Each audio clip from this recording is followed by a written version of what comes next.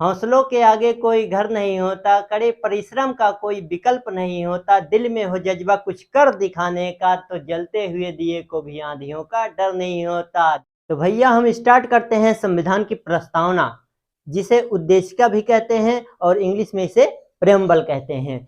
सुनिए संविधान की प्रस्तावना। हम भारत के लोग भारत को एक संपूर्ण प्रभुत्व संपन्न समाजवादी पंथ निरपेक्ष लोकतंत्रात्मक गणराज्य बनाने के लिए तथा उसके समस्त नागरिकों को सामाजिक, आर्थिक एवं राजनीतिक न्याय, विचार, अभिव्यक्ति, विश्वास, धर्म व उपासना की स्वतंत्रता, प्रतिष्ठा व अवसर की समानता प्राप्त कराने के लिए तथा उन सब में व्यक्ति की गरिमा, राष्ट्र की एकता, अखंडता सुनिश्चित करने वाली बंधुता बढ़ाने के लिए दृढ़ संकल्पित होकर अपनी इस संविधान सभा में आज तारीख 26 नवंबर सन 1949 या फिर मिति मार्ग शीर्ष शुक्ल सप्तमी संवत 2006 विक्रमी को एतत् द्वारा इस संविधान को अंगीकृत, अधिनियमित एवं आत्मार्पित करते हैं।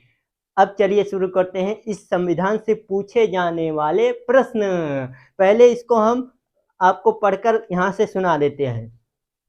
हम भारत के लोग भारत को एक संपूर्ण प्रभुत्व संपन्न समाजवादी पंथ निरपेक्ष लोकतंत्रात्मक गणराज्य बनाने के लिए तथा उसके समस्त नागरिकों को सामाजिक, आर्थिक एवं राजनीतिक न्याय, विचार, अभिव्यक्ति, विश्वास, धर्म व उपासना की स्वतंत्रता, प्रतिष्ठा व अवसर की समानता प्राप्त कराने के लिए तथा उन सब में व्यक्ति की गरिमा, राष्ट्र की एकता, अखंडता सुनिश्चित करने वाली बंधुता बढ़ाने के लिए दृढ़ संकल्पित होकर अपनी इस संविधान सभा में आज तारीख 26 नवंबर 1949 या फिर मिति मार्ग शीर्ष शुक्ल सप्तमी संवत 2006 विक्रमी को एतत् द्वारा इस संविधान को अंगीकृत, अधिनियमित एवं आत्मार्पित करते हैं।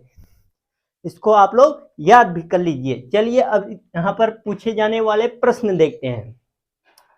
शक्ति का स्रोत प्रश्न पूछेगा, संविधान की प्रस्तावना में शक्ति का स्रोत कहाँ है, किसे शक्ति का स्रोत बताया गया है? तो बाबू शक्ति का स्रोत है हम भारत के लोग।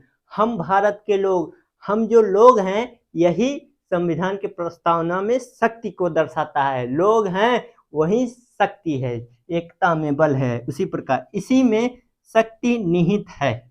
हम भारत के लोग में यही शक्ति निहित है। आगे चलते हैं। भारत का स्वरूप क्वेश्चन पूछेगा, भारत का स्वरूप कहाँ दर्शाया गया है? तो आंसर आपको लगाना है संपूर्ण प्रभुत्व संपन्न समाजवादी पंथ निरपेक्ष लोकतंत्रात्मक गणराज्य बनाने के, मतलब कि यहीं पर यह भारत के स्वरूप को दर्शाया गया है। संपूर्ण प्रभुत्व संपन्न, अब समझते हैं संपूर्ण प्रभुत्व संपन्न का अर्थ क्या होता है। संपूर्ण प्रभुत्व संपन्न का मतलब यह है कि भारत आंतरिक और बाह्य रूप से स्वतंत्र है और हम अपने विदेश नीति का निर्माण स्वयं करेंगे। इसी को कहते हैं संपूर्ण प्रभुत्व संपन्न। ठीक है। समाजवादी का मतलब यह होता है सरकार समतामूलक संसाधनों का प्रयोग समतामूलक तरीके से करेगी। सरकार समतामूलक संसाधन का प्रयोग समतामूलक ढंग से करेगी। इसी को कहते हैं समाजवादी। जैसे कि टेबलेट वितरण हो रहा है कहीं कहीं, तो समान, जैसे बीएससी किए हैं तो बीएससी वालों को समान सबको देगा वो। पंथ निरपेक्ष का मतलब कि भारत राज्य का कोई धर्म नहीं होगा, इसको कहते हैं पंथ निरपेक्ष। लोकतंत्र का मतलब यह हुआ कि जनता के द्वारा जनता के लिए चुना गया शासन, जिसे कहते हैं लोकतंत्र। अब देखिए गणराज्य का मतलब हमारे राष्ट्र अध्यक्ष का निर्वाचन होगा, चुनाव होगा। ठीक है। आगे देखते हैं। 3 प्रकार के न्याय का इसमें जिक्र किया गया है, सामाजिक, आर्थिक एवं राजनीतिक। हम भारत के लोग भारत को संपूर्ण प्रभुत्व संपन्न समाजवादी पंथ निरपेक्ष लोकतंत्रात्मक गणराज्य बनाने के लिए तथा उसके समस्त नागरिकों को सामाजिक, आर्थिक एवं राजनीतिक न्याय, सामाजिक न्याय, आर्थिक न्याय और राजनीतिक न्याय, 3 प्रकार का न्याय और 5 प्रकार की स्वतंत्रता, 2 प्रकार की समता 5 प्रकार की स्वतंत्रता देखिए, विचार, अभिव्यक्ति, विश्वास, धर्म व उपासना की स्वतंत्रता। कहाँ गया? हाँ, विचार, अभिव्यक्ति, विश्वास, धर्म एवं उपासना की स्वतंत्रता। तो यहाँ पर विचार 1, अभिव्यक्ति 2, विश्वास 3, धर्म 4, उपासना 5 प्रकार की स्वतंत्रता। ठीक है, आगे देखते हैं 2 प्रकार की समता, प्रतिष्ठा व अवसर की समानता। प्रतिष्ठा और अवसर की समता। ठीक है, 2 प्रकार की समता। भारत शब्द कितनी बार आया है? क्वेश्चन पूछा गया है कि संविधान की प्रस्तावना में भारत शब्द कितनी बार आया है? तो 2 बार आया है। हम भारत के लोग भारत को, बस हम भारत के लोग भारत को, यहाँ पर 2 बार इसका जिक्र किया गया है। अब देखते हैं प्रस्तावना संविधान का भाग है या नहीं। तो प्रस्तावना संविधान का भाग है अथवा नहीं। पहले प्रस्तावना संविधान का भाग नहीं था, लेकिन वर्तमान में प्रस्तावना संविधान का भाग है।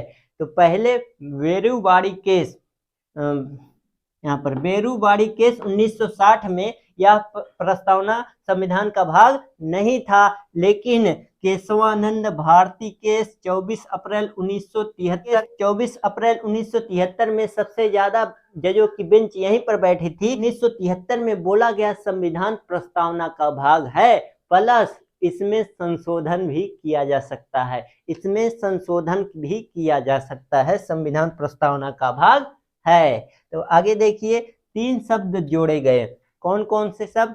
42वां संविधान संशोधन 1976 के अनुसार समाजवादी, पंथ निरपेक्ष और अखंडता शब्द को संविधान में जोड़ा गया, और सिर्फ एक ही बार संविधान के प्रस्तावना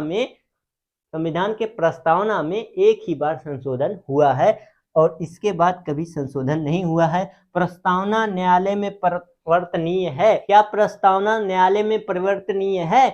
तो यह न्यायालय में परिवर्तनीय नहीं है। हम प्रस्तावना को लेकर न्यायालय में नहीं, सुप्रीम कोर्ट डायरेक्ट नहीं जा सकते। ठीक है, आगे देखते हैं कि संविधान की आत्मा, प्रस्तावना को संविधान की आत्मा किसने कहा? ठाकुरदास भार्गव ने संविधान की प्रस्तावना को संविधान की आत्मा कहा। संविधान की जन्म कुंडली किसने कहा? के एम मुंशी ने संविधान की जन्म कुंडली कहा।